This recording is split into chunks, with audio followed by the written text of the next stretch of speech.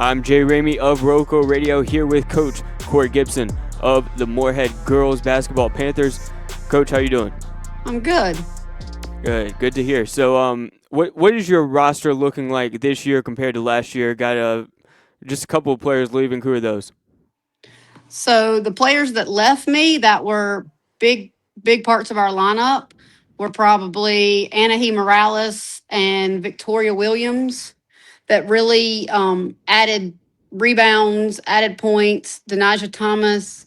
But at the same time, I have a bomb squad of freshmen that just entered the doors. I also still have Destiny Minner. She's a senior this year. Not to mention, I have a couple new transfers. I have one in the post named Aaliyah Abernathy and one from Guilford County. Her name is Stacy Juarez. So are those going to be the main players, the freshmen and the others that are replacing the rebounds by Anahi Morales, because she was the one leading the team in rebounds by a wide margin last year? So with Aaliyah under the basket, along with Tiana Booker, Nariah Cobb, Nia Wilkins, Zenaria Simmons, Taylor Ciceranos. Those are my big rebounding kids from freshman to senior. Aaliyah adds a whole different dynamic to our roster this year. Not only does she come with skills and game IQ, but she comes with an attitude and a demeanor that the girls have all embraced since she took the court with them. So you bring up this new attitude the team's embraced. How is your team different than they were exactly 1 year ago today? They're a lot more cohesive and willing to scratch each other's back, might I add. Nothing that we have talked about or said in team huddle or in practice have they not agreed with. Last year, my motto was, if you give me 110%, which I would just yell 110 and they knew what I meant. But if you give me 110% at the job I ask you to do at that time, we will all be successful. And that didn't matter if you were on the bench, a starter, coming in off the bench, if your job was to play defense, if your job was to be a rebounder, whatever job we ask you to do, if you do it at 110%, we'll be successful. And by the end of the season, when we took off, that started coming around. So this year, they kind of have used that 110 to start with. So this year, the motto for this year is to be intentional. Make every move, make every play, make every practice intentional. Do you usually see teams change and mold over the year, or is it this team started with this identity, so they'll stay that way through February? I think this team will only grow bigger, better, and stronger due to the way we started. Okay. And last year there was sort of a rough start, November, December. Do you think that was just because of how the schedule lined up or anything like that? And do you think that that it's hard in the early part of the season because team chemistry hasn't been built yet? I think there were multiple components to that.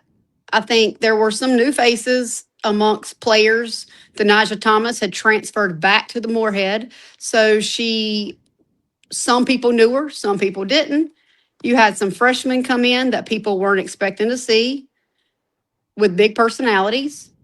Also, you had myself and Coach Shelton, who had took the stage with them in October, because I didn't accept the coaching job till October.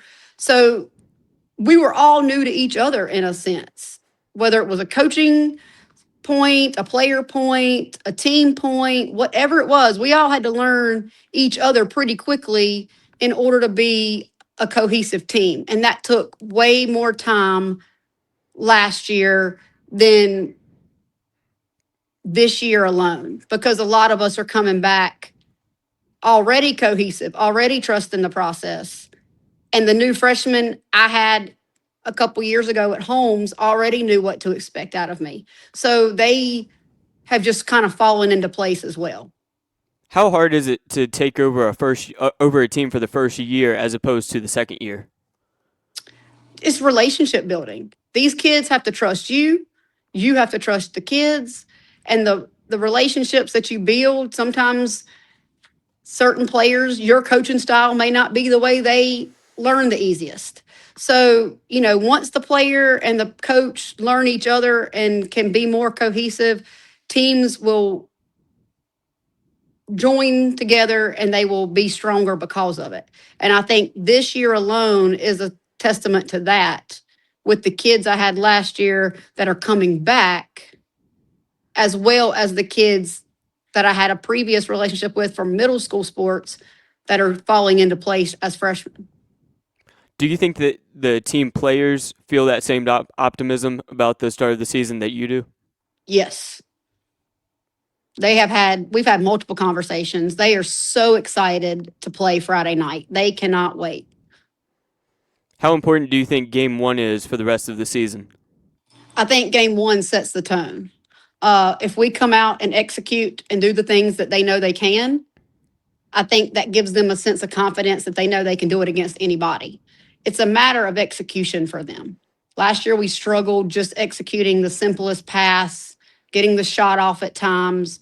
But this year, they seem to be moving better as a group, whether it's a zone defense or a play that we're running on offense.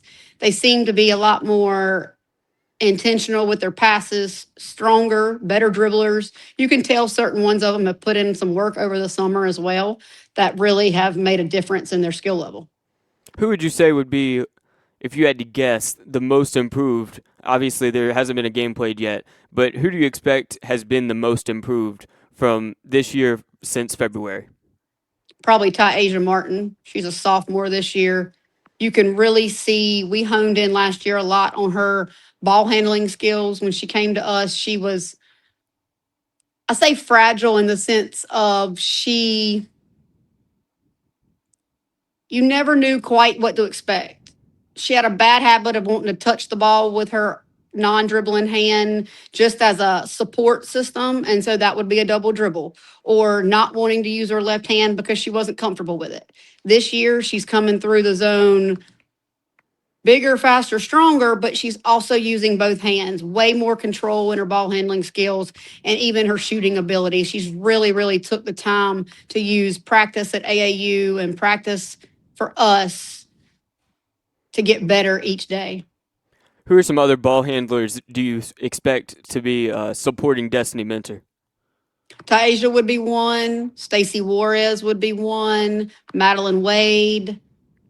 Taylor Cicerano can step up and play a guard. Nariah Cobb could step up and play guard. Even Aaliyah Abernathy could step up and play a guard. So we have a lot of people who we can move around to different positions this year. We're 1, 2, 3 people deep in every position. How important do you think that is not to put all that weight on Destiny Mentor? Oh, I think it makes her an even better ball player. When she can trust and rely on her teammates to get the job done, she knows that she can make passes and make things happen, not just by her shot, but by theirs too.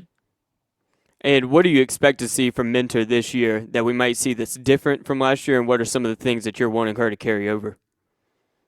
Destiny always goes 110. She's going to give you everything she's got.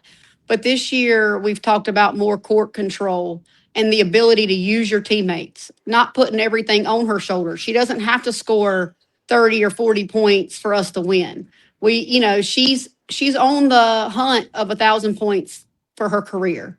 And we definitely want to help her get that. But at the same time, even last year, we showed her in the scorebook when she and her teammates were in double digits, she always scored 20 plus points. But when she tried to do it all by herself, she didn't always get her 20 points that she would reach for. So we're striving this year for her to utilize not just herself, but other players, her post players, her other guards, have as many assists as you have points, because that way you're showing your ability to be a team player as well as a leader on the court. So it's important for Mentor to get other players involved, get other players to get double digits. Who are some of those other players that we can expect to see putting the ball through the net a few times? Oh, wow. So, I mean, I've got right many at any given time. So, Leah Abernathy, Tiana Booker, Nariah Cobb, Anaya Wilkins, Tasia Martin, Stacy Juarez, Taylor Ciceranos. I mean, the list just keeps going. Like I said, we got 13 players, and my expectations is to use them all at any given time. Who are some 3-point shooters we might see? Or is your team going to focus more on the twos? No, I mean Stacey Juarez, Destiny Minner, Taisha Martin, Taylor Cicerano, even Aaliyah Abernathy. All of them can step out on the 3-point line and hit a shot at any time. What's the defense shaping up to look like? We move very well. I'm not a big proponent of man to man right now, just because we've got a lot of people that we can utilize in certain positions. We can play some different defenses to make ourselves better. But at the same time, I mean, we've got legs, so we could press, we can run a man to man, we can run a zone. We've got people I can switch out at 1 minute, 5 minutes, 30 minutes. It doesn't matter. I've got people I can put in the ball game at any time and keep the pace that we want to keep. Are you going to have? Do you think you'll have a lot of girls in the rotation this year? Not going to be really star centric, like the same 5 people all the time. Well, they know that in practice they're all working for different spots. I've made no bones about it this year that at any given time, any of 13 could start in a ball game. The harder you work, the more time you're going to get. And right now, I've got 13 ball players, all giving what they got, showing me who wants to be the starting 5. It could depend on who we're playing for size. It could depend on who we're playing for outside shooting. Game plan could change game to game. So I don't know that I'll have the same starting 5 every game. Do you think that kind of helps motivate the girls to work a little bit harder in practice, knowing that they could be the next one in line? Absolutely.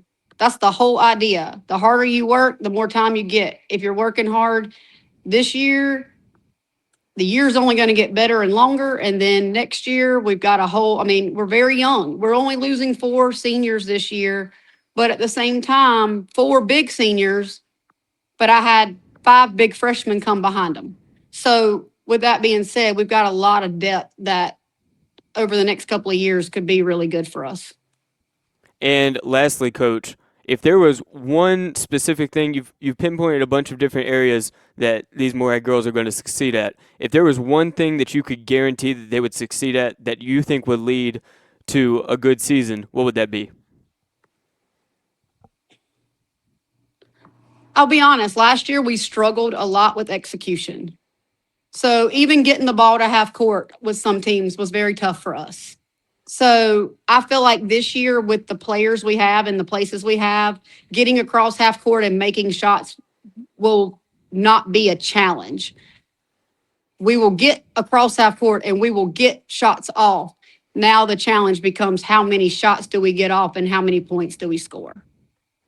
Well, thank you so much, Coach, for that Moorhead season preview. We really appreciate it. Good luck to the Moorhead girls this year, and thank you so much for joining us on the Local Hardwood. Thank you. I appreciate it.